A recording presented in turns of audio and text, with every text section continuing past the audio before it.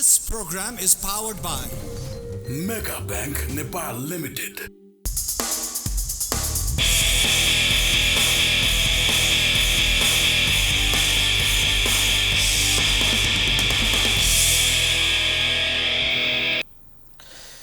दर्शकबिन नमस्ते। प्राइम संवादमा यहाँलाई स्वागत छ। म कृष्ण मल्ल। कोरोना भाइरसको संक्रमण यसरी फेरि बढेको छ कि यसको सीधा प्रभाव जनस्तरमै, समुदायमै, परिवारमै पुग्न थालेपछि सरकारले नियन्त्रणका उपायहरू अघि सारेको छ र सीसीएमसीसीको सिफारिस अनुसार सरकारले चाँडोभन्दा चाँडो त्यस सम्बन्धी निर्णय गर्नेछ र के कुरा हुन लागेका छन् भन्ने कुरा बाहिर नै आइसकेका छन्। कोभिड मात्र होइन, राष्ट्रिय राजनीति र देशमै जे जस्ता यस्ता जल्दा बल्दा मुद्दाहरू बाहिर आउँछन् त्यसको पहिलो प्रहार जहिले पनि शिक्षा क्षेत्रमा हुने गरेको छ। यसपटक पनि विद्यालयलाई 15 दिनको निम्ति बन्द गरिएको छ र यसको सीधा मार विद्यार्थीहरू, अभिभावक र शैक्षिक संस्था सञ्चालकहरूमा पर्ने देखिन्छ। हामी शिक्षालाई निःशुल्क भन्छौँ, तर दैनिक रूपमा यो यसरी महँगो हुँदै गएको छ कि हामीले आफ्ना बालबालिकालाई विद्यालयमा पढाउन सक्ने स्थिति पनि अब देखिँदैन। यति मात्र होइन, शिक्षामा हुने राजनीतिका कारण पनि देशको शिक्षा क्षेत्र अस्तव्यस्त हुन गइरहेको छ र जो अहिले मेडिकल शिक्षा सम्बन्धी आन्दोलन चलिरहेको छ यो एउटा अंश हो र क्याम्पस लगायत प्राध्यापकहरूले गर्ने राजनीतिका सम्बन्धमा पनि आज मैले कुरो उठाउने प्रयास गरेको छु र यसको निम्ति त्रिभुवन विश्वविद्यालयका सहप्राध्यापक डाक्टर विष्णु पोखरेल हामीसँग हुनुहुन्छ। डाक्टर साहब, स्वागत छ यहाँलाई। धन्यवाद, नमस्कार। अब मैले भूमिका अलि लामै बाँधे। सबैलाई शिक्षित हुनुपर्ने छ, पढलेख गर्नुपर्ने छ। अब शिक्षालाई सरकारले जहिले पनि प्राथमिकताको सूचीमा राख्छ। हामी देखिरहेका छौँ कोभिड मात्र होइन, जब देशमा यस्ता किसिमका केही घटनाहरू हुन्छन्, चाहे महँगी बढोस्, चाहे कुनै महामारी फैलियोस्, या देशमा राजनीति होस्, या सरकारले बजेट ल्याओस्, जहिले पनि त्यसको पहिलो तारो चाहिँ शिक्षा हुँदो रहेछ। र अहिले पनि कोभिड भन्यो, योभन्दा अगाडि पनि कोभिडको बहानामा तुरुन्तै विद्यालयहरू बन्द गरिएका थिए। अब त्यसपछि अभिभावकहरू प्रताडित भए, विद्यार्थीहरू प्रताडित भए, सञ्चालकहरू प्रताडित भए। यसपटक पनि पहिलो चरणमा विद्यालयहरू बन्द गरिएको छ। किन शिक्षालाई सुरुमै तारो बनाउने गरिन्छ? सबैभन्दा महत्त्वपूर्ण कुरा के हो भने राष्ट्रको शिक्षा पोलिसी, नीति र त्यो नीति अन्तर्गत अपनाउने रणनीति र अहिलेसम्म सबैभन्दा कमजोर वर्गको रूपमा, भौतिक रूपमा र साइकोलोजिकल्ली र इमोसनल्ली विद्यार्थीहरूलाई कमजोर रूपमा मानिन्छ। चाहे विभिन्न युद्धको समयमा होस् अथवा यस्ता महामारीको समयमा होस्, सुरुमा विद्यार्थीहरू नै पहिलो टार्गेट भएको समस्या अहिले भर्खरै किन हो भन्नुहुन्छ भने जति पनि विद्यार्थीहरू छन्, जति पनि विद्यालयहरू चलेका छन्, जति पनि विश्वविद्यालयहरू चलिरहेका छन्, ती विश्वविद्यालयमा पढ्ने विद्यार्थीहरू, ती विद्यालयमा पढ्ने विद्यार्थीहरूलाई अहिलेसम्म खोप प्रदान गरिएको छैन।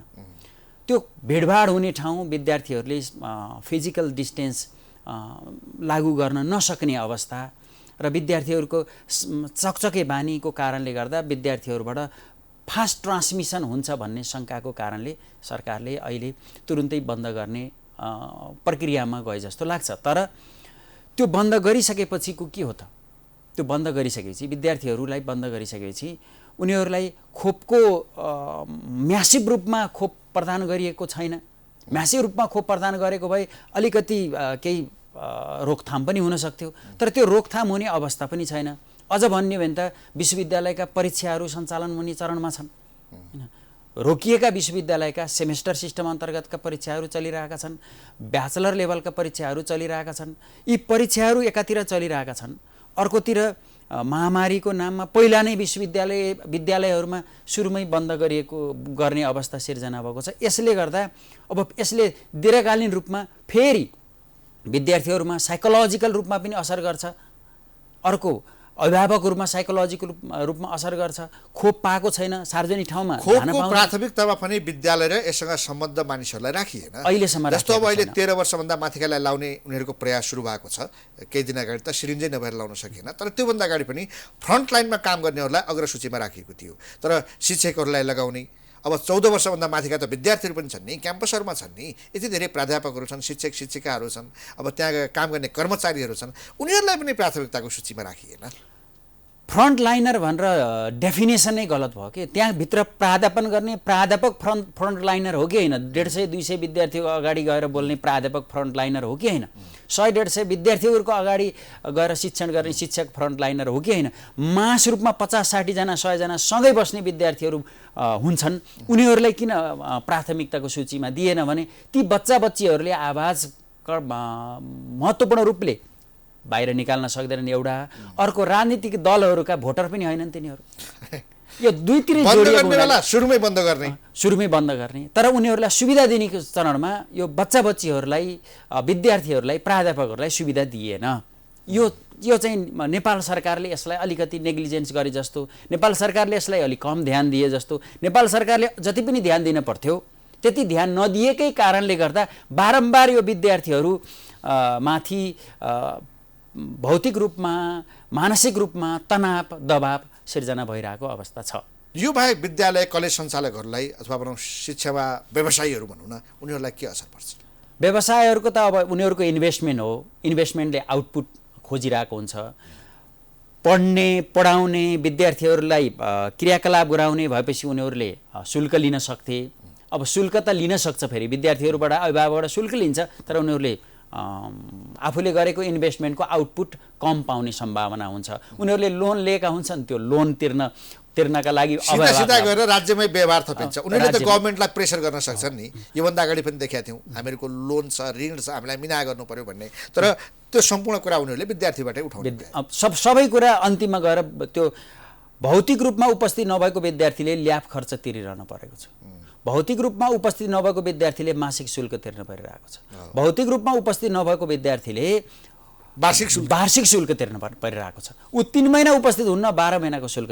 तिर्न परिरहेछ अभिभावकहरू मार्छन् आन्तरिक परीक्षा शुल्क तिर्छ आन्तरिक परीक्षा शुल्क तिर्छ त्यसमा खर्च हुँदैन तर तिरिरहेको हुन्छ यसरी प्रत्यक्ष मार युद्धको समयमा होस् अथवा यस्ता पेन्डामिकको समयमा होस् पहिलो मार विद्यार्थी नै पर्ने गरेको छ अब यो विद्यार्थीको कोभिडको समयको यो सन्दर्भ त हामीले निकाल्यौँ सबैको ध्यानाकर्षण पनि होला अब विश्वविद्यालयको शिक्षातर्फ जाउँ तपाईँ त प्राध्यापक हुनुहुन्छ विश्वविद्यालयमा हामी हेर्छौँ शैक्षिक क्यालेन्डर नै हुँदैन कि अब 11-12वटा कतिवटा विश्वविद्यालयहरू छन् त्यहाँ कहीँ पनि शैक्षिक क्यालेन्डर छैन शैक्षिक क्यालेन्डर बिना कसरी चाहिँ विश्वविद्यालय चलिरहेका छन् अहिलेसम्म हेर्दाखेरि के भयो भने जति पनि विश्वविद्यालयमा नियुक्ति गरिन्छ पदाधिकारीहरू नियुक्ति गरिन्छ ती पदाधिकारीहरू अमुक पार्टीको आशीर्वादबाट आएका नियुक्तिहरू छन् अहिलेसम्म हेर्दाखेरि ती अमुक पार्टीबाट आएका नेतृत्वमा इच्छा शक्ति भन्दा पनि आफ्नो पार्टीप्रतिको बढी वफादारीता बढी देखिएको देखिन्छ अहिलेको सन्दर्भमा जब विद्यार्थीहरूले आफ्नो प्रवेश परीक्षा दिन्छ त्यो प्रवेश परीक्षा दिएको मितिले 1 वर्षभित्र उसको परीक्षा हुनपर्ने तर 1.5 वर्षसम्म परीक्षा हुन कहिले उसको प्रयोगात्मक परीक्षा हुने कहिले उसको आन्तरिक परीक्षा हुने कहिले उसको वार्षिक परीक्षा हुने कहिले उसको नतिजा निकाल्ने भन्ने विद्यार्थीको त्यो अधिकार हो विद्यार्थीहरूले त्यो क्यालेन्डर पायो भने उसमा मेन्टल पिक्चर तयार हुन्छ जुन मेन्टल पिक्चरको आधारमा वर्षभरि उसले अध्ययन गरिरहेको हुन्छ तर विद्यार्थीहरूको प्रवेश परीक्षाको मितिबाट 1.5 वर्षसम्म परीक्षा नभएका उदाहरणहरू पनि छन् परीक्षा भएको गत साल फागुनमा परीक्षा भएको अहिलेसम्म नतिजा ननिकालेका उदाहरणहरू पनि छन् किन भएन त भने नेतृत्वमा इच्छा शक्ति भएन नेतृत्व भन्नाले विश्वविद्यालयका पदाधिकारी भिसी रेक्टर रजिस्ट्रार नियन्त्रक अनि एक दुईवटा विश्वविद्यालयका पदाधिकारी भएको ल यिनीहरू नालायक छन् यिनीहरू जिम्मेवार भएनन् यिनीहरू चाहिँ राजनीतिक दलका खेताला मात्रै भए भनेर आरोप लगाउन मिल्थ्यो 11 विश्वविद्यालयमा शैक्षिक क्यालेन्डर लागू नहुनु भनेको त ती सबै पदाधिकारीहरू नालायक छन् भनेर भन्ने सबै पदाधिकारीहरू जुन विश्वविद्यालयमा शैक्षिक क्यालेन्डर लागू गर्न सकिएको छैन जुन विश्वविद्यालयको समयमा परीक्षा लिइँदैन जुन विश्वविद्यालयमा समयमा रिजल्ट निकालिँदैन ती रिजल्ट ननिकाल्ने त्यो परीक्षा नलिने अथवा भनौँ कि शैक्षिक क्यालेन्डरलाई अपरेसनमा लैजान नसक्नु भनेको नालायकीपन त नभनौँ तर उहाँहरूको इच्छा शक्तिमा कमजोरी देखिएको उहाँहरूले इच्छा शक्ति कमजोरी देखाउनु भएको देखिन्छ असफल हुनु त को चाहन्छ र विश्वविद्यालय सञ्चालन गर्न भनेर बसेका पदाधिकारीहरू आफू असफल हुन चाहन्छन् र उनीहरू त नियमित रूपमा कार्यक्रम होस् शैक्षिक क्यालेन्डर बनाओस् समयमा भर्ना होस् समयमा विद्यालयको आन्तरिक परीक्षा होस् समयमा अन्य परीक्षाहरू हुन् समयमा नतिजा प्रकाशन गर्न सकियोस् यो चाहना त उनीहरू हुन्छ नि पढे लेखेकै हुन् डाक्टरहरू हुन् तपाईँहरू जस्तै गएका आफू असफल भएर असफलताको दाग कसले बोक्न चाहन्छ असफलताको दाग बोक्न नचाहनु त स्वाभाविक हो तर असफलताको दाग त सकियो नि त। 1 वर्षसम्म रिजल्ट निकाल्न नसक्नु अथवा त्यहाँभित्र निकालेका प्राध्यापकहरूले उठाएका जेन्युन मुद्दाहरूमा सम्बोधन गर्न नसक्नु, प्राज्ञिक ज्येष्ठताको आधारमा नियुक्ति हुनुपर्छ भनेर माग राख्दाखेरि उहाँहरूले अनेक बहानाबाजी कुरो अब आयो, पदाधिकारीहरूलाई काम गर्न नदिने भनेको त्यहाँका अन्य प्राध्यापकहरू हुन्। विश्वविद्यालयका पदाधिकारीहरूलाई उनीहरूको शैक्षिक क्यालेन्डर अनुसार काम गर्न नदिने भनेको सम्बन्धित विश्वविद्यालयका पढाउने मास्टरहरू, त्यहाँका प्राध्यापकहरू हुन्। बेला बेलामा आन्दोलन गर्ने, त्यहाँ गएर तालाबन्दी गर्ने, अनि त्यसपछि शैक्षिक क्यालेन्डर कसरी लागू हुन्छ? विद्यार्थीको पढाइ प्रभावित हुन्छ। अब 15 दिन तालाबन्दी गरिदियो, 1 महिना तालाबन्दी गरिदियो भने कसरी हुन्छ? यो सम्पूर्ण प्राध्यापकहरू पेशागत हक हितका लागि, प्राज्ञिक उन्नयनका लागि, विश्वविद्यालयको स्वायत्तताका लागि र गुणस्तरीय शिक्षाका लागि लागिरहनु भएको छ। प्रत्येक क्लासमा शिक्षकहरू कक्षा कोठामा प्रवेश गर्नुहुन्छ, उहाँले गुणस्तरीय शिक्षा प्रदान गर्नुभएको छ। अब प्राध्यापकहरूको आन्दोलनको कारणले शैक्षिक क्यालेन्डर प्रभावित हो कि होइन? प्राध्यापकको आन्दोलनको कारणले शैक्षिक क्यालेन्डर प्रभावित किन होइन भन्नुहुन्छ भने अहिलेसम्म विश्वविद्यालयका कुनै पनि विश्वविद्यालयका पदाधिकारीहरूले नेपाल प्राध्यापक सङ्घ अथवा सम्बन्धित विश्वविद्यालयको प्राध्यापक सङ्घसँग शैक्षिक क्यालेन्डर लागू हुनु पर्दछ भनेर कहिले पनि छलफल गर्नु भएन। यहाँको प्राज्ञिक विशिष्टताको आधारमा प्राध्यापकहरूको पनि चासोको विषय बनेन। प्राध्यापकहरूले पनि यसलाई आफ्नो विषयवस्तु बनाएनन्। प्राध्यापकहरूले विषयवस्तु के बनायो भने हामीलाई थाहै गर, हाम्रो तलब बढाऊ, हामीलाई जागिरबाट ननिकाल, यो मात्रै भयो के? होइन, प्राध्यापकहरूले बारम्बार के आवाज उठाइरहनु भएको छ भने यदि विश्वविद्यालयका पदाधिकारीहरूले प्राज्ञिक ज्येष्ठताको आधारमा प्रत्येक क्याम्पसमा क्याम्पस प्रमुखहरू नियुक्ति गर्ने, डिन डाइरेक्टरहरू नियुक्ति गर्ने हो भने उहाँहरूको 75% समय त एकाडेमिक काममा लागू गर्न सक्नुहुन्छ। अहिले उहाँहरूको गृह कार्य मात्रै विश्वविद्यालयका पदाधिकारीहरूको गृह कार्य कहाँ मात्रै सीमित भएको छ भन्नुहुन्छ भने कसलाई क्याम्पस प्रमुख नियुक्ति गर्ने, को आफ्नो मान्छेलाई डिन नियुक्ति गर्ने, को अमुक मान्छेलाई डाइरेक्टर नियुक्ति गर्ने भनेर उहाँहरूको गृह कार्य त्यतातिर खर्च भयो। एकाडेमिक क्यालेन्डर लागू गरौँ हैन? यो डिजिटल डिभाइड अहिले गत साल केही रूपमा यो पेन्डामिकको बेलामा प्राध्यापकहरूलाई सामान्य ट्रेनिङ भयो, तर त्यो डिजिटल डिभाइडलाई मिनिमाइज गर्नका लागि योजना ल्याउँ भनेर आम प्राध्यापक सङ्घ सङ्गठनहरूसँग अहिलेसम्म छलफल भएको छैन। त्यो छलफल हुन पर्थ्यो। क्यालेन्डर लागू गर्नु भन्ने प्राध्यापक सबै विश्वविद्यालयको साझा समस्या है। साझा प्राध्यापकहरूलाई यो क्यालेन्डर लागू गर्नुपर्छ भनेर भन्नु प्राध्यापकको माग के यो आन्दोलन हो? प्राध्यापकहरूलाई विशिष्टताको आधारमा नियुक्ति गर्नुपर्छ भन्ने के आन्दोलन हो? प्राध्यापकहरूलाई आवधिक रूपमा विज्ञापन निकालेर आवधिक रूपमा बढुवा गर्नुपर्छ भनेर भन्ने के हो? यो आन्दोलन हो कि? त्यो प्राध्यापकहरू विशिष्ट प्राध्यापकहरू जो उमेर हदको कारणले 63 वर्षमै रिटायर हुनुहुन्छ, जो रिसर्च बेस हुनुहुन्छ, देशको सम्पत्ति हो, 80% त उहाँहरूले रिटायर भइसकेपछि उहाँहरूले पेन्सन प्राप्त गर्नुहुन्छ। त्यो 20% मात्रै काम गर्ने 63 लाई 65 वर्ष बनाउनुपर्छ भन्ने प्राध्यापक सङ्घले माग राखेको छ। त्यो प्राध्यापक सङ्घले यस्ता विश्वविद्यालय र राज्यलाई दायित्व कम गराउनका लागि आवाज उठाउनु के आन्दोलन हो? यो आन्दोलन होइन, यो उहाँहरूको दृष्टिकोणमा आन्दोलन हो। प्राध्यापकहरू आम होइन, आंशिक र करार प्राध्यापकहरूले विश्वविद्यालयमा के गर्छन्? पढाउने भन्दा बढी आन्दोलन गर्छन्। आंशिक प्राध्यापकको सङ्गठनमा जहिले सुन्छौँ आन्दोलन, प्राध्यापकहरू आन्दोलन, आंशिक गुरुहरूलाई शिक्षा दिने नैतिकताको पाठ पढाउनेहरू अब झन्डा बोकेर हिँडेका छन्। होइन, यहाँ के छ भन्नुहुन्छ भने आंशिक 2063 सालदेखि 2063 मा एउटा सहमति गर्यो आंशिक प्राध्यापकलाई मासिक ज्यालादारीमा लैजान पर्छ भन्ने। 65 मा त तीनटा सम्झौता गरिएको छ। एउटा लेखराज भट्ट, तत्कालीन मन्त्री लेखराज भट्टसँग पनि सम्झौता गरिएको छ। शिक्षा सचिव रामस्वरूप सिन्हासँग पनि सम्झौता गरिएको छ। 69 सालमा त्रिवी पदाधिकारीसँग सम्झौता गरिएको छ। 2074 असोजमा पदाधिकारी र नेपाल सरकारसँग सम्झौता गरिएको छ। 2074 मा तत्कालीन सरकार शेरबहादुर देउवाको नेतृत्वमा भएको तत्कालीन सरकारले 1420 दरबन्दी पास गरेको छ। त्यो आवश्यकताको आधारमा पास गरेको छ। 2078 साल भर्खरै पनि त्रिवीले आंशिक प्राध्यापकहरूसँग सम्झौता गरेको छ। कि सम्झौता नगर्ने, सम्झौता गर्ने अनि धोकेबाज हुने? सम्झौता कि गर्न आफूलाई थाहै गर्नुपर्ने? थाहै होइन। यो गलत सन्देश बाहिर गइरहेको छ। यो के हो भन्नुहुन्छ भने दैनिक रूपमा ज्यालादारीमा जो आंशिक प्राध्यापकहरू हुनुहुन्छ उहाँहरूलाई मासिक ज्यालादारीको मात्रै माग हो। यो इंटरनेशनल लेबर लले पनि यही भन्छ कि लामो समयसम्म 15 वर्षसम्म होइन, दैनिक जालादारीको सट्टा मासिक जालादारी भनेको मासिक तलब दिने, मासिक तलबमा बस्नु पर्यो, त्यो थाई सरह सुविधा हुनु पर्यो भन्नु खोजेको हो। सम्पूर्ण सुविधा नहोला तर तलब खाने भयो नि त मासिक रूपमा। महिनामा 15 दिन पढायो भने पनि महिनाको तलब खाने होइन एउटा सेक्युरिटी कम्पनीले त मासिक तलब दिन्छ। विश्वविद्यालयका प्राध्यापकहरू जसलाई आफूले नियुक्ति दिएको छ तिनलाई संरक्षण गर्न पर्दैन। कुनै पनि विश्वविद्यालयभित्र कार्यरत प्राध्यापकले 15 दिन पढाएर 30 दिनको तलब खोज्नु पनि त ठिक होइन। मागेकै छैन। पढाएको तलब दैनिक जालादारीबाट मासिक जालादारीमा जाने भनेको कुरा त्यही हो नि। हैन, दैनिक जालादारीबाट मासिक जालादारीमा जाने के हो भन्नुहुन्छ नि, एउटा प्राध्यापकले 2.5 पिरियड 3 पिरियड पढाउनु पर्छ, दैनिक 3 पिरियड पढाउनु पर्छ। 18 पिरियड लोड हुन्छ यदि वार्षिक कार्यक्रम हो भने। त्यो 18 पिरियड लोड स्थायी सरह आंशिकले पढाउँछौँ। त्यो पढाएको आधारमा हामीलाई दैनिक छ पिरियड पायो, पिरियड पाएन छ भने हामीलाई कमसेकम त्यसैलाई मल्टिप्लाई गरेर थोरै मात्रै विश्वविद्यालयले हेरेर त्यसलाई मासिक जालदारीमा लैजानुस् भन्ने के अपराध हो? उहाँहरू त फेरि अब उहाँहरूका पनि छोराछोरी छ। स्वतः थाईको माग गरिनु भएको छ है। यो मिडियामा के आइरहेछ भन्नुहुन्छ भने करारमा कार्यरत प्राध्यापकहरूले आन्तरिक प्रतिस्पर्धाको आधारमा स्थायी हुन्छु भनेर भन्ने के स्वतः थाईको माग हो? म प्रतिस्पर्धा गर्न पाउनु पर्यो भनेर जुन माग राखिरहेको छ, म आन्तरिक रूपमा प्रतिस्पर्धा गर्न पाउनु पर्यो भनेर भन्ने माग प्रतिस्पर्धा गर्न रोक लगाइएको छ र स्वतः थाई भनेर बाहिर लिएर रोक लगाएको छ। अहिलेसम्म प्रतिस्पर्धा त गर्न दिन पर्यो नि। ती दुईजना प्रतिस्पर्धा गर्न उहाँहरू कहाँनिर वञ्चित हुनुहुन्छ?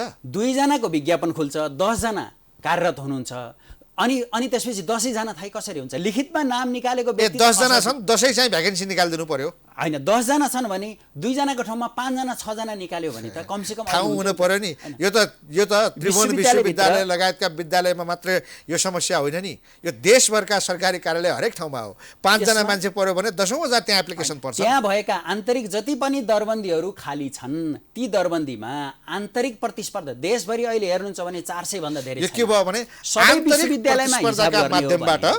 आन्तरिक प्रतिस्पर्धाका माध्यमबाट जति पनि करार र आंशिक प्राध्यापकहरू छन् उनीहरूलाई थाई गर्नु पर्यो। एउटा विधि मार्फत हामीलाई थाई गरिदिनुहोस् भन्ने कुरा रहेछ। किनभने सिट 2 खाली छ तर 10 जना त्यहाँ प्रतिस्पर्धी छन् भने बाँकी 8 जना त बेरोजगार हुने भयो नि, उनीहरू त थाई नहुने भयो नि। अब 10 जना तिमी भ्याकेन्सी निकाल र हामीलाई विधि पुऱ्याएर थाई गर भन्ने कुरा भयो नि त। विधि पुऱ्याएर थाई भनेको छैन, त्यहाँ लोकसेवाको प्रतिनिधि हुन्छ, त्यहाँ सम्बन्धित विश्वविद्यालयको सेवा आयोग हुन्छ। उसका माप 50% पार गर्न नसक्ने व्यक्तिले त्यहाँ पास हुँदैन भनेपछि यो त प्रतिस्पर्धाको आधारमा हामीलाई आवश्यकता अनुसारको सङ्ख्या हुने हो नि त। अब त्यहाँ त्रिभुवन विश्वविद्यालयमा धेरै आंशिक प्राध्यापक भए भन्दैमा अब त्यो थाईका निम्ति चाहिँ जबरजस्ती सङ्ख्या बढाउने कुरो त भएन नि। विश्वविद्यालयभित्र खाली रहेका दरबन्दीहरूको 60% खुल्लामै लैजानुस्, 70% खुल्लामा लाँदाखेरि पनि हुन्छ। हामीले प्राध्यापक सङ्घको बारम्बार आवाज के छ भन्नुहुन्छ भने विश्वविद्यालयमा कार्यरत प्राध्यापकहरू आन्तरिक मात्रै होइन खुल्ला प्रतिस्पर्धाको आधारमा बाहिर रहेको जनशक्ति आउनुपर्छ। 70% खुल्लाबाट ल्याउनुस्, खुल्ला प्रतिस्पर्धाको आधारमा ल्याउनुस्। नयाँ यौङहरू आउनुहुन्छ, 15 वर्ष 16 वर्ष पढाइरहेको प्राध्यापकको अनुभवलाई सम्मान गर्दै आन्तरिक करिब 30% आन्तरिक प्रतिस्पर्धाको आधारमा प्राध्यापकहरूलाई स्थायी हुने अवसर दिनुस्। स्वतः थाई न आंशिकले स्वतः थाई भनेको छ, आंशिकले मासिक जालादारी भनेको छ भने करारले आन्तरिक प्रतिस्पर्धाका आधारमा, त्यही पनि नेपाल सरकारले भर्खरै भएको सभाले निर्णय गरेको छ, यो आवश्यकताको सिद्धान्तको आधारमा निर्णय गरेको। त्यहाँ शिक्षा सचिव हुन्छ, त्यहाँ अर्थ सचिव हुन्छ, त्यहाँ युजिसीका प्रतिनिधि हुनुहुन्छ, त्यहाँ विश्वविद्यालयका पदाधिकारी हुनुहुन्छ। उहाँहरूले यो आम रूपमा गरेको निर्णय, यो आम रूपमा रहेको यो जुन समस्या हो त्यो समस्यालाई समाधान गर्नको निमित्त ल्याइएको अवस्था हो भने अर्को कुरा, यदि क्लासरुमभित्र जाँदाखेरि कुनै पनि प्राध्यापक मानसिक रूपमा सन्तुष्ट भएर एकदमै साइकोलोजिकल सेटिस्फ्याक्सन भएर गयो भने उसको डेलिभरीमा इफेक्टिभनेस हुनसक्छ, स्टुडेन्टहरूले क्वालिटी एजुकेसन पाउन सक्छन्।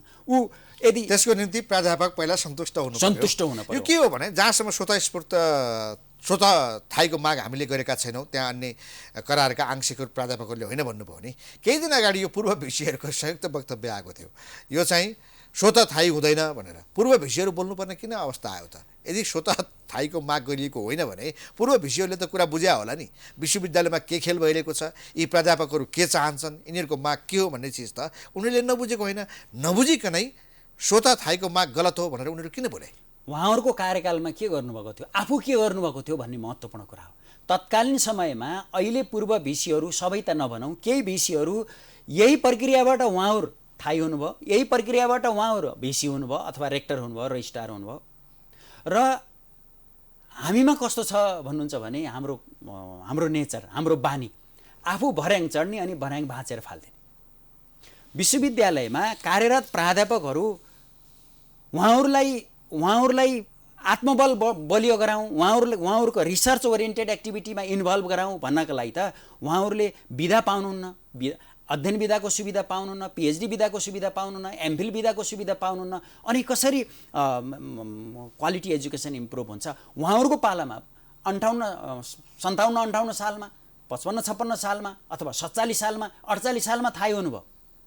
56-57 सालमा एक प्रक्रिया अन्तर्गत थाई हुनु, 61-62तिर थाई हुनु, 64 5-6 पटक विज्ञापन गर्दाखेरि उहाँहरूले नै लागू गरेको कुरा हो यो।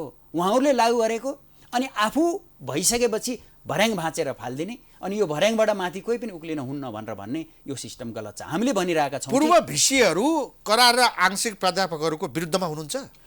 पूर्व भिसीहरू विशेष गरी उहाँहरूको सबै भिसीहरू होइन, उहाँहरूको दृष्टिकोणमा के छ भन्नुहुन्छ भने म भए ठिक, म भइन भने बेठिक। पूर्व भइसक्नु भयो, के स्वार्थ छ अब? होइन, स्वार्थ विश्वविद्यालयको हित, विश्वविद्यालयको राम्रो, विश्वविद्यालय अझै गुणस्तरीय होस्, प्रभावकारी होस् भन्नु बाहेक, त्यस बाहेक उहाँहरूको अन्य स्वार्थ के हुन्छ? पूर्व भिसीहरूले यो प्रत्येक विश्वविद्यालयमा शैक्षिक क्यालेन्डर लागू हुनुपर्छ भनेर कहिले विज्ञप्ति निकाल्नु भएको छ?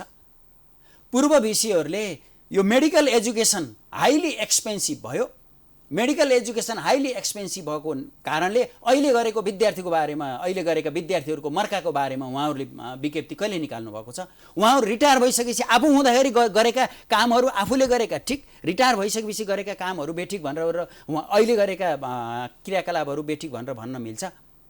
उहाँहरूले निकालेका आवाजहरू, केही आवाजहरू कुनै समयमा निकालेका आवाजहरू राम्रा पनि छन्, तर प्राध्यापकहरूको मनोबल गिर्नी गरेर निकालेका कुनै पनि आवाजहरू गलत छन्। पोलिटिक्स के हो त उनीहरूको? उहाँलाई फेरि चाहियो, उहाँलाई राजदूत चाहिएर होला, घुमाएर उहाँलाई चाहियो मैले राम्रो गर्न सक्छु भन्ने देखाएर सोसाइटीलाई, गभर्मेन्टसँग उहाँहरूको एक हदमा सामूहिक बार्गेनिङ हो। नत्र आम प्राध्यापकको मनोबल गिर्नी गरेर उहाँहरूले किन बोल्नुहुन्छ? त्रिभुवन विश्वविद्यालय लगायत विभिन्न विश्वविद्यालयका जो पूर्व भिसीहरू छन् उनीहरूले अहिले जे सामूहिक भिसीहरूका रूपबाट वक्तव्यहरू जारी गरेर यो ठिक यो बेठिक भनेर जे आफ्नो विचारहरू प्रवाह गरिरहनु भएको छ, त्यो विचार भनेको राज्यसँग मोलमलाइ गरेर कुनै पद प्राप्तिको लागि उनीहरूले गरेको अभ्यासमा यो उदाहरण, यो अहिले भर्खरै जुन प्राध्यापकहरूको बारेमा उहाँहरूले मानमर्दन गरेर हानिरहनु भएको छ बारम्बार, होइन? नत्र आवश्यकतै छैन भने किन राख्नु पर्यो विश्वविद्यालयभित्र करार र आंशिक शिक्षकहरू? उहाँहरूले राज्यले निकाल्दै हुन्छ, काम त उनीहरू नै गर्छन् नि। फेरि त्रिभुवन विश्वविद्यालय मात्र होइन, नेपालका हरेक सरकारी कार्यालयमा पनि काम गर्ने भनेको यिनै करारका कर्मचारीहरू रहेछन्। बाँकी थाई भनेका त अपमान गर्नु भएन, तर काम कम गर्छन् भन्ने गुनासो त्यही भित्रबाट उठेको छ। स्थायी प्राध्यापकहरूले काम गर्नुहुन्छ, तर लोड भन्दा बढी भयो भने, त्यहाँ विद्यार्थी सङ्ख्या बढ्यो भने शिक्षकहरू तुरुन्तै राख्नुपर्छ। आवधिक रूपमा 6 महिनामा विज्ञापन गर्दै बस्दा यो समस्या हुन्थेन। समस्या आफै निकाल्ने अनि त्यही भित्र खेल्ने, समस्या निकालिसकेपछि खेल्ने, यो हाम्रो नेचर, यो गलत छ। अब यो अघि नै तपाईँले सन्दर्भमा निकालिहाल्नु भयो, अहिले निकै चर्केको भन्छ मेडिकल एजुकेसन। यो मेडिकल एजुकेसनको समस्या के हो? यो खास यो के हो भन्नुहुन्छ भने जुन राष्ट्रिय चिकित्सा शिक्षा ऐन 2075 छ, त्यो अन्तर्गत रहेर जुन ऐन बनेको छ, त्यो ऐनमा स्पष्ट रूपमा विद्यार्थी शुल्क तोक्ने कार्यविधि छ। त्यो ऐन अन्तर्गत निश्चित मापदण्ड पुरा गर्नुपर्ने व्यवस्था छ। त्यो व्यवस्था लागू गराउन नसक्ने, निजी मेडिकल कलेजहरूलाई नियन्त्रण गर्न नसक्ने, अनि राज्यमा बसेर राज्यको सुविधा लिने, यो देशमा कानुन लागू गर्छु भनेर बसेका व्यक्तिहरूले त्यो कानुन लागू गर्न नसक्ने तर राज्यको सुविधाहरू लिइरहनु, त्यो राज्यप्रतिको बेइमानी होइन? त्यो समस्या मेडिकल काउन्सिलको हो। समस्या मेडिकल काउन्सिलको। मेडिकल काउन्सिलले नियममा भएका कुराहरूलाई नियमित रूपमा अनुगमन गरेर, शिक्षा मन्त्री जान पर्ने हो त्यो अनुगमन गर्न, त्यो मेडिकल काउन्सिलको काम के हो? मेडिकल काउन्सिलले मेडिकल काउन्सिलले त्यो निर्णय नीतिगत निर्णय गरेका कुराहरू इम्प्लिमेन्टेसन गराउनुपर्छ। भएन भने शिक्षा मन्त्रालय अहिलेको मूल समस्या भनेको मेडिकल एजुकेसनमा अतिरिक्त शुल्क लियो भन्ने हो। होस्टलमा बस्न जबरजस्ती, होस्टलमा बस्यो भने एउटा कोठाको 24,000, अब त्यो कोठामा त्यति 24,000 तिरिसकेपछि इन्टरनेट पनि आफै तिर्ने, धाराको टुटी बिग्रियो भने पनि विद्यार्थीले तिर्नुपर्ने, यो प्रकारका जो अतिरिक्त शुल्क सञ्चालकहरूले लिइरहेका छन्, मूल समस्या त्यो रहेछ।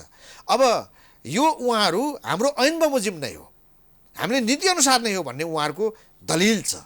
यसमा मेडिकल काउन्सिल कहाँनिर जोडियो? कहाँनिर चुक्यो भने नेपालमा शिक्षालाई प्राइभेटाइजेसन गर्यो र निजीकरणले शिक्षालाई नेपाल सरकारलाई घाँटी च्यापिसकेको छ। हामीले ताला बुझाउँछौँ, चापी बुझाउँछौँ भनेर उहाँहरूले बारम्बार धम्की दिनुहुन्छ। किन धम्की दिनुहुन्छ भने 7वटै प्रदेशमा 7वटा सरकारी मेडिकल कलेज स्थापना हुने, त्यहाँको विद्यार्थीको इन्टेकको नम्बर केही बढाउने भनी मेडिकल निजी रूपमा सञ्चालित मेडिकल कलेजहरूले त्यतिका धेरै बार्गेनिङ गर्न सक्नुहुन्थेन होला। अहिले 1500 + 2000 विद्यार्थीहरूले मात्रै मेडिकल एजुकेसन लिन पाउने, त्यो पनि निजी मेडिकल कलेजहरूले हाई रूपमा इन्टेक गर्न पाउने, विद्यार्थीहरू धेरै इन्टेक गर्न पाउने भएपछि त मेडिकल एजुकेसन नै यो मेडिकल शैक्षिक माफियाहरूको बिचमा चल्ने भयो नि त। त्यही कारणले गर्दा उहाँहरूले धम्की दिनुहुन्छ, नेपाल सरकारलाई एउटा प्राइभेट लगानीकर्ताले धम्की दिने हो। यो मेडिकल कलेज सञ्चालकहरू माफिया हुन्? यिनीहरू मेडिकल एजुकेसनमा अहिलेको अवस्थामा सरकारलाई बारम्बार धम्की दिने भने त के हो आफै बुझ्नुहोस् न। यिनीहरू त डक्टरहरू उत्पादन गरिरहेका छन् होइन। देशमा एउटा चिकित्सा क्षेत्रमा उहाँहरूको अतुलनीय योगदान छ। यो देशको स्वास्थ्य क्षेत्रमा बिरामीहरूको उपचारको निम्ति यत्रो डक्टर उत्पादन गर्दै हुनुहुन्छ। मैले मेरो छोरालाई मेडिकल पढाउने कि नपढाउने मैले डिसाइड गर्ने हो, उहाँले जबरजस्ती खोसेर लगाए होइन नि। होइन, 40 लाख नेपाली आम जनताको आम्दानी कति छ? 40 लाख त घोषित रूपमा शुल्क नेपाल सरकारसँग सम्झौता भएको छ तिर्न पर्ने। अनि एउटा बच्चाले आफूले पूर्ण अवधि पढ्दै गर्दा 12, 14, 15 लाख रुपियाँ बढी तिर्न पर्ने। यो माफिया होइन। यो कहाँबाट सञ्चालित छ?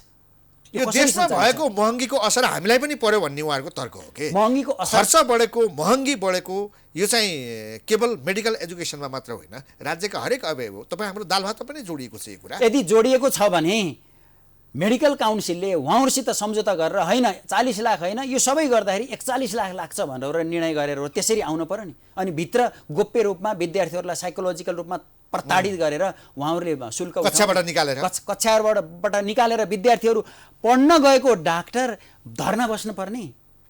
भोलि भविष्यको डाक्टर, हाम्रो शरीरको उपचार गर्ने व्यक्ति ढोका बाहिर रातभरि मध्यरातसम्म उहाँहरू धर्ना बस्न पर्ने। मेडिकल काउन्सिलमाथि त तपाईँले क्वेसन उठाइ नै सक्नुभयो। अब कुरो के छ भने देवेन्द्र पौडेल शिक्षा मन्त्री छन्, उनले आँटेका छन्, पहिलोपटक उनी मन्त्री भएका हुन्। तपाईँलाई लाग्छ देवेन्द्र पौडेलले यो समस्या सुल्झाउन सक्नु होला? मलाई लाग्छ यदि यो संरचनागत रूपमा रिभ्यू नहुने हो भने 7वटै प्रदेशमा सरकारी मेडिकल कलेजहरू स्थापित नहुने हो भने र यो मेडिकल काउन्सिल, शिक्षा मन्त्रालय, नेपाल सरकारले बृहत रूपमा यसको समाधान दीर्घकालीन रूपमा ननिकाल्ने हो भने एउटा व्यक्तिले केही पनि गर्न सक्दैन। उहाँ पनि यसो देखाउनका लागि मेडिकल कलेजहरू घुमेको जस्तो। माफियाहरूको सञ्जाल जालो यसरी फैलिसकेको छ कि त्यसलाई हटाउँछु भनेर जाने त्यही जालोमा आफै फस्छ। त्यो जालोमा उहाँहरू अब फस्छ कि फस्दैन भन्दा पनि अहिले उहाँले के गर्नुहुन्छ, विद्यार्थीहरूको 40 लाख भित्रै उहाँहरूले निर्णय गराउन सक्नुभयो भने उहाँ फस्नु भएन भनेर मान्छौँ, हामीले शिक्षा मन्त्री फस्नु भएन भनेर मान्छौँ। होइन, विद्यार्थीहरूलाई अतिरिक्त ल्याएको शुल्क यदि विद्यार्थीको अभिभावकबाटै तिराउने उहाँले फेरि पनि त्यही वातावरण सिर्जना भयो भने उहाँ त्यही भित्र जानुभयो भने हाम्रो मेडिकल एजुकेसनको निम्ति आवश्यक न्यूनतम शुल्क जो हो त्यो लिन पाइयो। त्यसबाहेक कुनै पनि शीर्षकमा अतिरिक्त शुल्क लिने जो योजना छ सञ्चालकहरूको त्यो चाहिँ हुँदैन। तोकेको भन्दा मेडिकल काउन्सिलसँग सम्झौता गरेको भन्दा 1 रुपियाँ बढी लिन पाइन्न। यदि सम्झौता गर्ने हो भने त्यसैमै सम्झौतामै उल्लेख गर्नुपर्छ कि यी शुल्क बापत यदि होस्टेल चार्ज 24,000 लिनु, होस्टेल चार्ज 7,000, 8,000 कति लिने हो त्यही रूपमै उल्लेख गर्नुपर्छ। होइन भने इन्भिजिबल रूपमा, अदृश्य रूपमा विद्यार्थीहरूलाई 8 लाख 10 लाख 15 लाख ल्याएर 28 करोड बढी ल्यायो, अहिलेसम्म 36 करोड बढी ल्यायो भन्ने जुन आइरहेछ नि, यी कुराहरू बन्द हुनुपर्छ। अब अर्को कुरो, तपाईँ यो प्रजातन्त्रवादी प्राध्यापक सङ्घको सचिव पनि हुनुहुन्छ होइन। अब यो सङ्घको चाहिँ हरेक 3-3 वर्षमा निर्वाचन हुने गर्छ। तर यसपटक त 5 वर्ष बितिसक्यो, खै त चुनाव छैन। यो प्रजातन्त्रवादी प्राध्यापक सङ्घ 2063 सालमा विधान बनेर स्थापित भएको वैचारिक सङ्घ हो। यसमा स्वर्गीय ठुला प्राध्यापकहरू,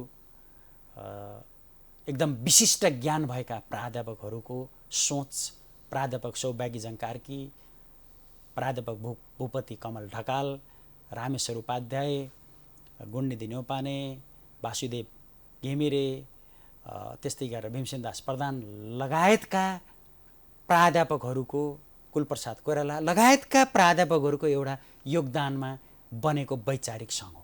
यो सङ्घले प्राध्यापकका आम मुद्दाहरू उठाउनुपर्छ, प्राध्यापकहरूको अपनत्वको भावना सिर्जना गर्ने अवस्था सिर्जना गर्नुपर्छ भन्ने हाम्रो मान्यता हो। विधानमा यसको 3 वर्ष नै उल्लेख गरेको छ, 3 वर्ष नै हो विधानमा उल्लेख गरेको। तर बिचमा पेन्डामिक भएको कारणले, कोरोना भएको कारणले यसलाई एक्सक्युजको रूपमा मानियो। तर अब विभिन्न क्याम्पसहरूमा इकाइ अधिवेशन स्वतःपूर्त रूपमा हुँदै गरेको अवस्थामा प्रजातन्त्रवादी प्राध्यापक सङ्घ केन्द्रीय समितिले अब तुरुन्तै इकाइ अधिवेशनको घोषणा गरी केन्द्रीय महाधिवेशनका लागि हामी सबै तयार हुनुपर्छ र प्रत्येक इकाइ समितिका साथीहरूलाई इकाइ अधिवेशनका लागि मानसिक रूपमा साथीहरूसँग तयारी गर्नुपर्छ भन्ने मान्यता। 3 वर्षमा हुनुपर्ने चुनाव 5 वर्षमा पनि भएको छैन र सिधा हामीले बुझ्दाखेरि जो यसका अहिले यो प्रजातन्त्रवादी प्राध्यापक सङ्घका अध्यक्ष हुनुहुन्छ नि, सहप्राध्यापक जगत तिमिल सिन्हा, उहाँ आफू नेतृत्वमै बस्न चाहनुहुन्छ।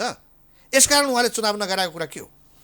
यो के हो भने लोकतान्त्रिक पार्टी छ, त्यो लोकतान्त्रिक पार्टीभित्रको लोकतान्त्रिक जुन विधि र प्रक्रिया मान्ने प्रजातन्त्रवादी प्राध्यापक सङ्घले अधिवेशन अविलम्ब गर्नुपर्छ। हामीले अध्यक्षलाई पनि जगतजीको कुरा के हो? होइन, उहाँले पनि अधिवेशन गर्नुपर्छ, पेन्डामिक विधान परिवर्तन गरेर गर्नुपर्छ भन्ने मान्यतामै हुनुहुन्छ। तर हाम्रो आम मान्यता के छ भने जसरी त्रिवी प्राध्यापक सङ्घले अस्ति मात्रै केन्द्रीय समितिको बैठक बसेर 3 वर्ष पुरा भएको हप्ता दिनभित्रैमा उहाँहरूले इकाइ अधिवेशन गर्ने माग मसान्तभित्र निर्णय गर्नुभयो, त्यस्तै अब प्रजातन्त्रवादी प्राध्यापक सङ्घले पनि अधिवेशन गर्नुपर्छ भन्ने हाम्रो मान्यता छ। किन भन्नुहुन्छ भने भोलि बिहान त्रिवी प्राध्यापक सङ्घको टिकट दिने प्रजातन्त्रवादी प्राध्यापक सङ्घले हो, त्यहाँका नेतृत्वलाई टिकट दिने। अब 5 वर्ष भएको नेतृत्वले टिकट दिँदाखेरि त्यहाँ साथीहरूले मान्नुहुन्छ कि मान्नुहुन्न भन्ने आम मान्यता आउन सक्छ। त्रिवी प्राध्यापक सङ्घको अधिवेशन हुन सम्भव हुने होइन। त्रिवी प्राध्यापक सङ्घ, तपाईहरू त त्रिवी प्राध्यापक सङ्घभित्र रहेको एउटा प्रजातन्त्रवादी प्राध्यापक सङ्घ न हो, त्यहाँ त अन्य सङ्घहरू पनि छन् होइन। त्यो छाता सङ्गठन त्रिवी प्राध्यापक सङ्घको चाहिँ चुनाव सम्भव हुने, तपाईँहरूको नहुने। यसमा के छ भने एउटा हाम्रो पहिलादेखि आइरहेको एउटा चलन, आफू पदमा भइयो भने म शक्तिशाली भइरहन्छु भनेर भन्ने मेरो फिलिङ। म सचिव सधैँभरि भइरहने भने यस्तै सचिव भनेर विभिन्न ठाउँमा बोल्न पाएँ। यो हाम्रो जुन गलत मानसिकता छ, हामी डेमोक्रेटिक कल्चरमा ग्याल्भनाइज नभइसकेको कारणले गर्दा हाम्रा चुनावहरू रोकिएको अवस्था हो। हामी चुनाव हुनुपर्छ। डेमोक्रेटिक अर्गनाइजेसनमा छौँ, हामी डेमोक्रेटिक अर्गनाइजेसनमा छौँ, तर आफू डेमोक्रेट हुन सकेका छैनौँ। हाम्रो नेचर डेमोक्रेट हुन सकेको छैन। यो हाम्रो आम प्राध्यापकहरूका मुद्दा कमजोर हुन्छ यदि हामीले समयमा अधिवेशन गरेनौँ भने। आम प्राध्यापकहरूका चाहे ती करारका मुद्दा हुन्, चाहे त्यो आंशिकका मुद्दा हुन्, चाहे आवधिक बढुवाका मुद्दा हुन्, चाहे 63 वर्षलाई 65 वर्षलाई जाने मुद्दा होस्, महत्त्वपूर्ण मुद्दा अझ के छ भने नेपाल सरकारका विभिन्न पदहरूमा आवधिक बढुवा हुन्छ, 15 वर्षमा बढुवा हुन्छ। तर त्रिभुवन विश्वविद्यालयभित्र कार्यरत एउटै पदमा 15 वर्ष काम गरेको व्यक्ति कार्य सम्पादन मूल्याङ्कनको आधारमा बढुवा हुने अवस्था छैन। यी कुराहरू आम प्राध्यापकका मुद्दा सम्बोधन गर्नका लागि पनि प्रजातन्त्रवादी प्राध्यापक सङ्घ लगायतका जुन विश्वविद्यालयगत विभिन्न प्राध्यापक सङ्घहरू छन्, ती प्राध्यापकहरूको अधिवेशन आवश्यक छ। पब्लिक क्याम्पस प्राध्यापक सङ्घको पनि अधिवेशन आवश्यक छ। तपाईँ सचिव हुनुहुन्छ सभापतिमा या अध्यक्षमा होइन। अब यो सभापति र अध्यक्ष पनि कुन स्कुलिङबाट आएको त्यो अनुसार शब्दावलीका प्रयोग हुने गर्छन्। डेमोक्रेटहरूले सभापति भन्छन्, तपाईँको सभापतिमा दाबी छ कि छैन? यो के छ भने पहिला हाम्रो अधिवेशन तोकिनु पर्यो। अधिवेशन तोकिसकेपछि आम इकाइ अधिवेशन हुँदै गर्दा आम प्राध्यापकहरूको बिचमा म जाँदै गर्दा म उपयुक्त हुँ कि होइन, मैले साथीहरूका मुद्दा उठाउन सक्छु कि सक्दिनँ, मैले आम प्राध्यापकहरूको नेतृत्व लिन सक्छु कि सक्दिनँ भन्ने साथीहरूको फिडब्याकको आधारमा, साथीहरूको मूल्याङ्कनको आधारमा तब मात्र मेरो उम्मेदवारी घोषणा हुन्छ। मैले पहिला साथीहरू अहिले सोच बनाइसक्नु भएको छैन, अहिले सोच बनाइसकेको छैन। साथीहरूको फिडब्याकको आधारमा, साथीहरूको मूल्याङ्कनको आधारमा, मैले अहिलेसम्म गरेका कामको आधारमा उहाँहरूले त यो यहाँ ठिक छस् भनेर भन्ने जब साथीहरूले मलाई सम्बोधन गर्नुहुन्छ, भन्नुहुन्छ, फिडब्याक दिनुहुन्छ, त्यही आधारमा म फेरि कुनै समय यो अधिवेशन तोकिसकेपछि मात्र म यी कुराहरू सार्वजनिक गर्नेछु। हस्, धेरै धन्यवाद। धन्यवाद, नमस्कार।